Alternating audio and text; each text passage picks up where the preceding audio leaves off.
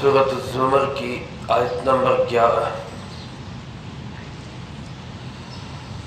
الحمدللہ وکفی وسلام علی عبادہ الذین اصطفی، خصوصاً علی سید الرسل وخاتم الانبیاء وعلى آلہ واصحابہ الاتقیاء۔ اما بعد فاعوذ باللہ من الشیطان الرجیم، بسم اللہ الرحمن الرحیم۔ قل انی امرت ان اعبد اللہ مخلصا له الدین وامرت لان اکون اول المسلمین۔ قل انی اخاف ان عصیت ربی عذاب یوم عظیم۔ قل اللہ اعبد مخلصا له دینی فاعبدوا ما شئتم من دونہ۔ قل ان الخاسرین الذین خسروا انفسهم واہلیہم یوم القیامہ الا ذلک هو الخسران المبین۔ لهم من فوقهم ظلل من النار ومن تحتهم ظلل ذلك يخفف الله به عباده يا عباد فاتقون۔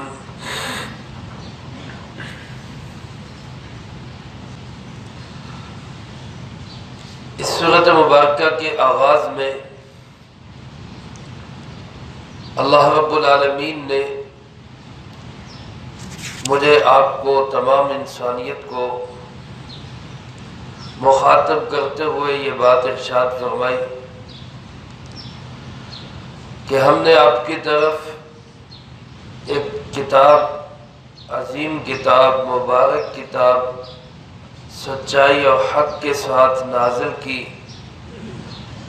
اس کتاب کا تقاضا یہ ہے کہ فاعبد اللہ مخلصا لہ الدین، اللہ ہی کی عبادت کرو، اسی کے لیے عبادت کو خاص کرتے ہوئے۔ عبادت صرف اللہ رب العالمین کی ہوگی، یہ حکم دیا گیا مجھے اور آپ کو اور تمام انسانیت کو۔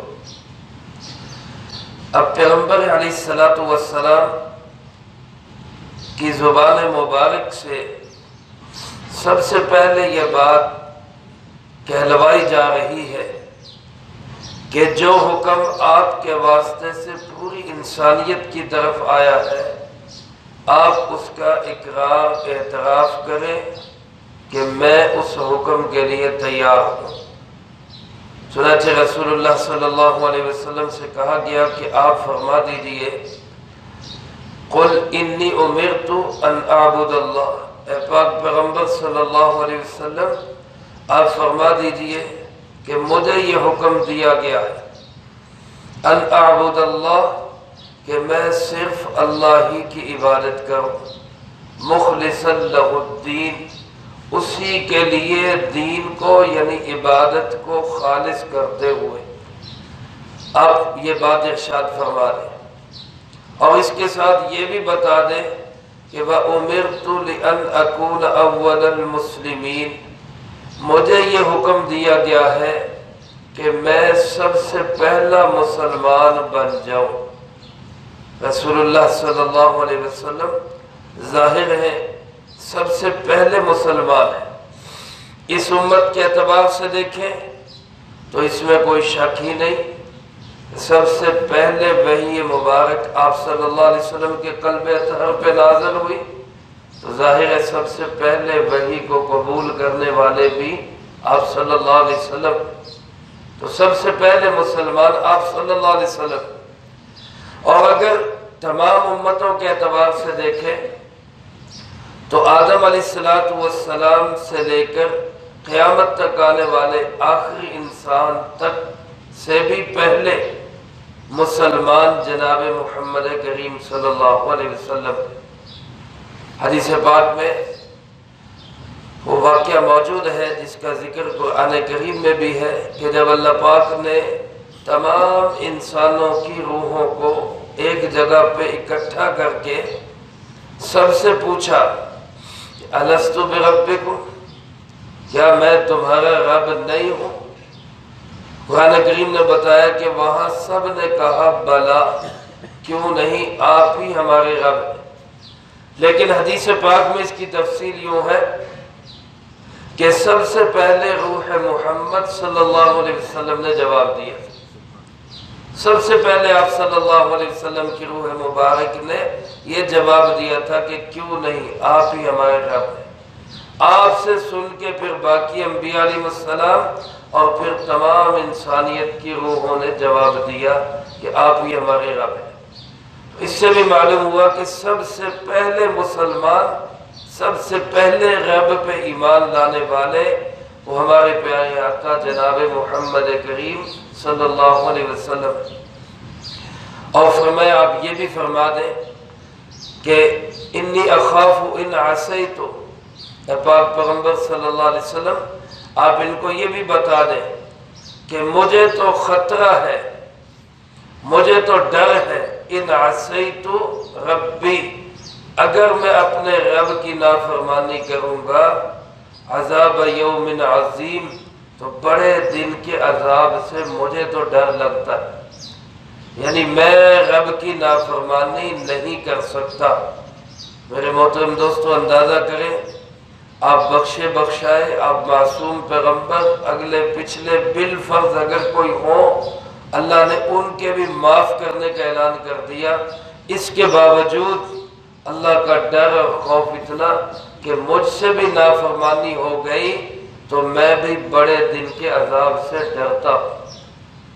یہ اعلان کر کے اب آپ ان کو کہہ دیں کہ مجھے چونکہ حکم دیا گیا کہ صرف اللہ کی عبادت کرنی ہے، لہذا میں تو واضح کر رہا ہوں کہ قل اللہ اعبد، آپ یوں بھی اعلان کر دیں کہ میں اللہ ہی کی عبادت کرتا ہوں، اللہ ہی کی عبادت کرتا ہوں، مخلصا لہ دینی، اپنی عبادت کو اسی کے لیے خالص کرتے ہوئے۔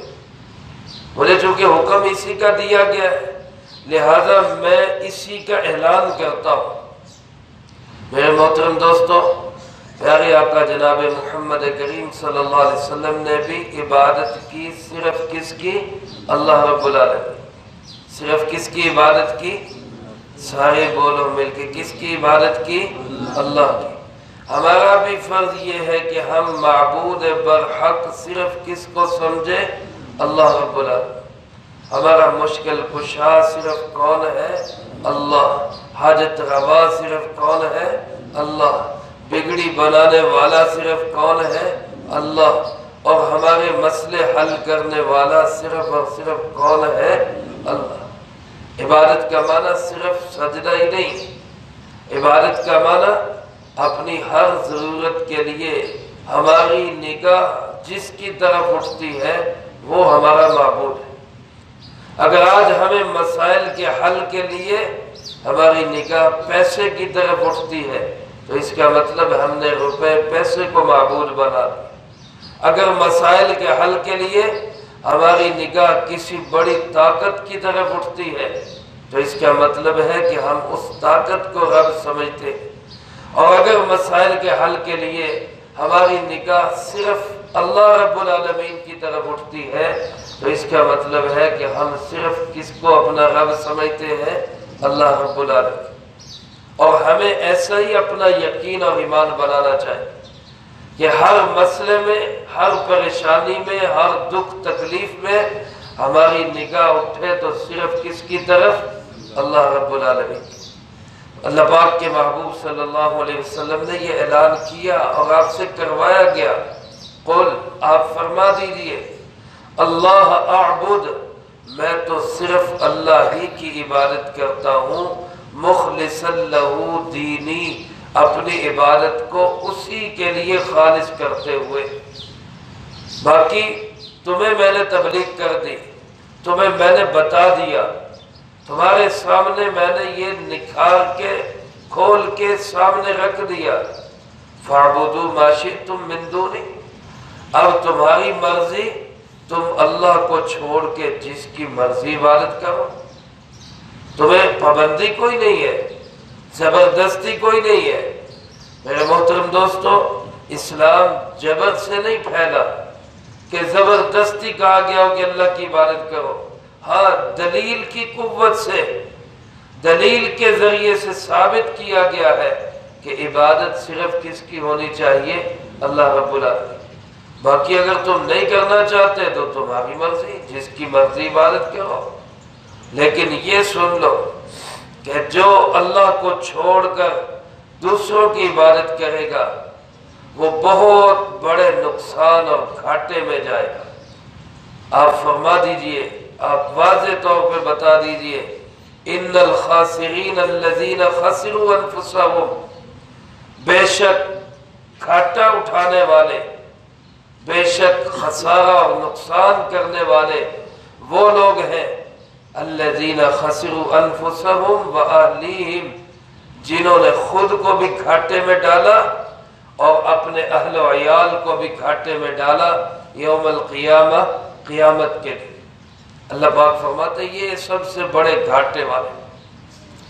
میرے محترم دوستو، یہ جو دنیا کی زندگی ہے یہ ہمارا سرمایہ ہے، یہ ہمارا سرمایہ ہے، اور تاجر پیشہ حضرات، کاروباری حضرات سمجھتے ہیں کہ سرمایہ محفوظ ہو تو اس کے ساتھ نفع جڑتا ہے، اور اگر سرمایہ ہی ضائع ہو جائے تو پھر اس کے ساتھ نفع نہیں جڑتا، یہ گھاٹا ہو گیا ہے۔ یہ ہماری اصل راز ہے، یہ دنیا کی زندگی، اور اس راز کا تقاضا یہ ہے کہ ہم اس راز کو اس طرح استعمال کریں کہ جب ہم قیامت کے دن بارگاہ الہی میں پیش ہوں تو وہاں اس راز کے ساتھ اور اس سرمایہ کے ساتھ نفع جڑے۔ لیکن جس انسان نے دنیا کے اندر اس سرمایہ کو ضائع کر دیا، اس راز کو بیکار کاموں میں خرچ کر دیا، راز ہی ضائع ہو گئی، تو یہ شخص جب قیامت کے دن اللہ کے سامنے پیش ہوگا تو نفع تو ساتھ کیا جڑنا، جو اصل سرمایہ وہ بھی ضائع ہو گیا، وہ بھی خسارے میں گیا۔ اس شخص کو کہا گیا کہ یہ ہے اصل نقصان اٹھانے والا۔ دنیا کے اندر گھاٹے وعدے ہوتے رہتے ہیں، کبھی نقصان ہو گیا، کبھی نفع ہو گیا، کبھی عروج آ گیا، کبھی زوال آ گیا، کبھی ترقی ہو گئی، کبھی تنزلی ہو گئی، کبھی انسان آگے چلا گیا، کبھی پیچھے رہ گیا۔ یہ دنیا میں اتار چڑھاؤ ہوتا رہتا ہے، یہ نشیب و فراز آتے رہتے ہیں، لیکن اصل خسارہ میرے محترم دوستوں اس کا ہوگا جو آخرت کے اندر نقصان میں چلا گیا، قیامت کے دن نقصان میں چلا گیا۔ اللہ ہمیں اس گھاٹے اور نقصان سے محفوظ رکھے۔ اللہ پاک فرماتے ہیں جس نے اللہ کو چھوڑ کے دوسروں کی عبادت کی، کسی اور کو مشکل کشا، حاجت روا، بگڑی بنانے والا سمجھا، تو یہ ہے اصل میں نقصان اٹھانے والا۔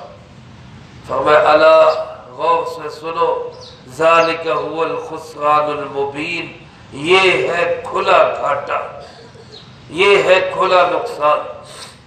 آج کاروباری حضرات اپنے دنیا کے نقصان کو نقصان سمجھتے ہیں۔ آج کسی کے خدا نخواستہ مال کی چوری ہو جائے وہ نقصان سمجھتا ہے، ڈکیتی ہو جائے وہ نقصان سمجھتا ہے، لیکن یہاں ایمان کے چور اور ڈاکو ایمان چھین کے چلے جائیں تو کوئی پرواہ نہیں ہوتی۔ پھر کیا ہے؟ اصل ہمارا سرمایہ ایمان ہے، اس کو بچانے کی ضرورت ہے۔ آج ایمان کے چور اور ڈاکو چاروں طرف کھلے پھر رہے ہمارا ایمان لوٹنے کے لیے۔ اس ایمان کو بچانے کے لیے ہمیں اہل علم کے پاس آنا چاہیے۔ جیسے سرمایہ مال و دولت بچانے کے لیے بینکوں میں جاتے ہیں، اسلام کے بینک، ایمان کے بینک، یہ دینی مدارس اور مساجد اور علماء کے حلقے، اپنا ایمان بچانے کے لیے ہمیں علماء کے ساتھ تعلق جوڑنا چاہیے، اہل علم کے ساتھ رابطہ رکھنا چاہیے، تاکہ کوئی چور، کوئی لٹیرا، کوئی ڈاکو ہمارا ایمان نہ چھین کے چلا جائے۔ اور اگر خدا نخواستہ ایمان چھن گیا، اللہ فرماتے یہ ہے سب سے بڑا کھلا خسارہ، یہ کھلا نقصان ہے۔ اور پھر فرمائے وہاں ان کا حشر کیا ہوگا؟ لَهُم مِّن فَوْقِهِمْ ظُلَلٌ مِّنَ النَّارِ، وہاں ان کے لیے ان کے اوپر بھی آگ کا سائبان ہوگا، وَمِن تَحْتِهِمْ ظُلَلٌ، اور ان کے نیچے بھی آگ کے ہی قالین ہوں گے۔ دنیا کے اندر جب کسی معزز مہمان کو بلایا جاتا ہے تو اس کے نیچے سرخ قالین بچھائے جاتے ہیں اور اوپر اچھے خوبصورت سے سائبان اور خیمے لگائے جاتے ہیں، لیکن فرمایا کہ یہ لوگ جب جہنم میں جائیں گے تو نیچے بھی آگ کے قالین، آگ ہی آگ ہوگی، اور اوپر بھی سائبان آگ کا ہی ہوگا، یعنی اوپر نیچے سے یہ لوگ آگ کے اندر جل رہے ہوں گے۔ اللہ ہماری اس آگ سے حفاظت فرمائے۔ اللہ فرماتے ذَلِكَ يُخَوِّفُ اللَّهُ بِهِ عِبَادًا، لوگ ڈر جاتے ہیں کہ یار یہ اتنی خوفناک، اتنے خطرناک آیتیں، اور اس کا ترجمہ، اللہ فرماتے یہ بھی میری رحمت ہے، یہ بھی میری رحمت ہے کہ میں اپنے بندوں کو پہلے سے خبردار کر رہا ہوں۔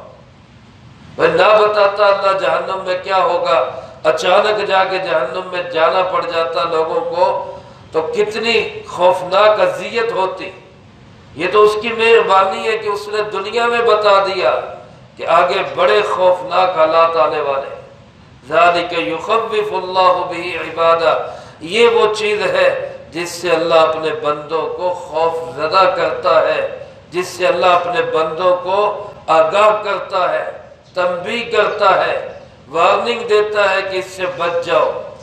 اور فرمایا یا عباد، اے میرے بندو، کتنا پیار ہے اس جملے کے اندر، یا عبادی، اے میرے بندو، فاتقونی، مجھ سے ڈر جاؤ، مجھ سے ڈر جاؤ، میرا خیال کر لو، میری ناراضگی کی پرواہ کر لو، اس بات سے حیا کر جاؤ کہ ہمارا رب کہیں ہم سے ناراض نہ ہو جائے۔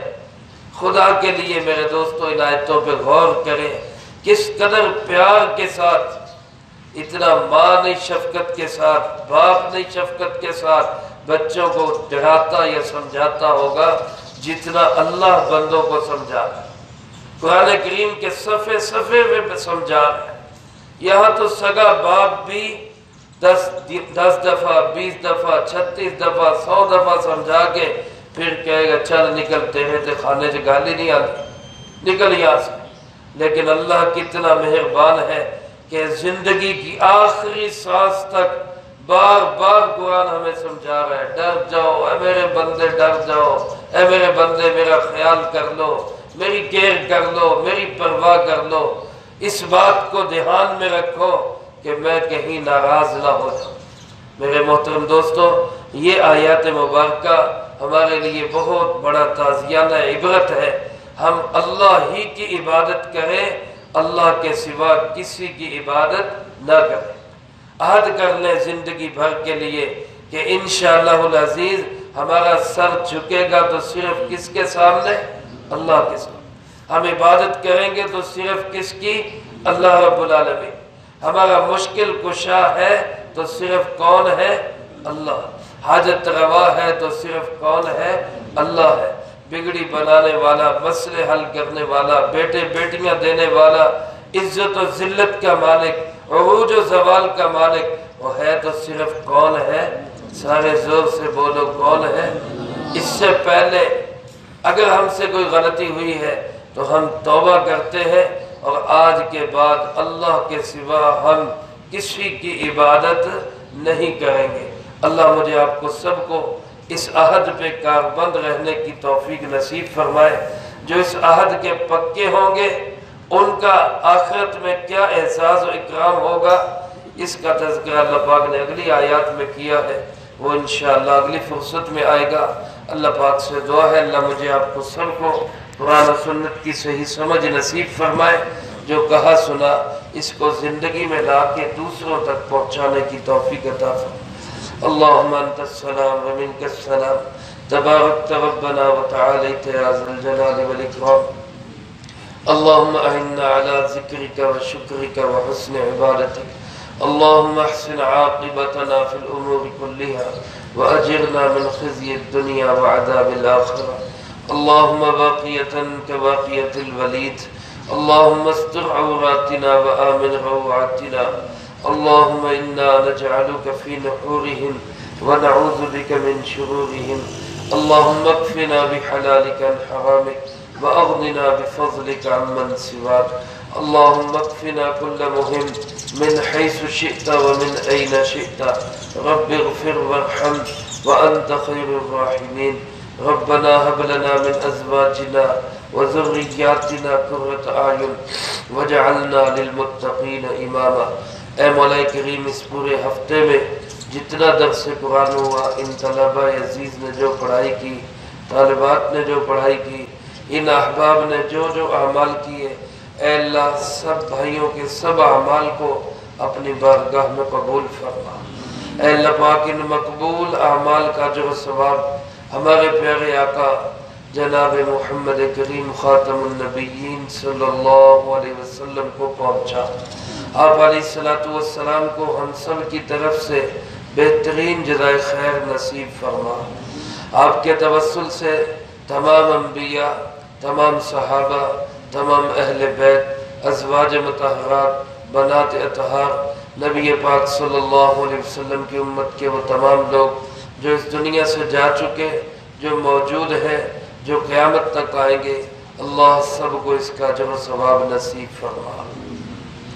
خاص طور پہ جتنے احباب موجود ہیں، جس کے جو عزیز و قارب، رشتہ دار، دوست، احباب، اساتذہ، مشائخ، والدین اس دنیا سے چلے گئے، اللہ ان سب کو اس کا اجر و ثواب نصیب فرما۔ ہم میں سے ہر ایک کو اپنے اپنے وقت پہ اچھی موت نصیب فرما۔ بری موت اور اس کے اسباب سے بھی اللہ ہماری حفاظت فرما۔ یا اللہ پاک، جو دنیا سے جا چکے سب کی قبور کو جنت کا باغ بنا، درجات کو بلند فرما، سیئات کو حسنات سے تبدیل فرما، کروٹ کروٹ چین سکون اطمینان نصیب فرما، اگلی تمام منزلیں ان سب کے لیے آسان فرما۔ اے ارحم الراحمین، یا اللہ ہم سب کا خاتمہ ایمان پہ فرما۔ یا اللہ آخری وقت میں یا اللہ زبان پہ کلمہ شہادت جاری فرما۔ یا اللہ اسلام والی زندگی، ایمان والی موت نصیب فرما۔ اپنے محبوب کے دیار میں دفن ہونا نصیب فرما۔ اے اللہ جتنے مسلمان بیمار ہیں، گھروں میں، اسپتالوں میں، جو کوئی جہاں کہیں جس مرض میں مبتلا ہے، اے اللہ ہر ایک کو صحت و تندرستی عطا فرما۔ تمام بیماروں کو تمام بیماریوں سے شفا عطا فرما۔ روحانی، جسمانی، ہر قسم کے امراض سے صحت عطا فرما۔ یا اللہ جو پریشان حال ہے، سب کی پریشانیوں کو دور فرما۔ جتنے میرے بھائی، میرے بچے بیٹھے ہیں، یا اللہ جس کے دل میں جو حاجت، جو تمنا، جو آرزو ہے، اپنی رحمت سے اے اللہ سب کی تمناؤں کو پورا فرما، سب کی حاجات کو پورا فرما، سب کی ضرورتوں کو پورا فرما۔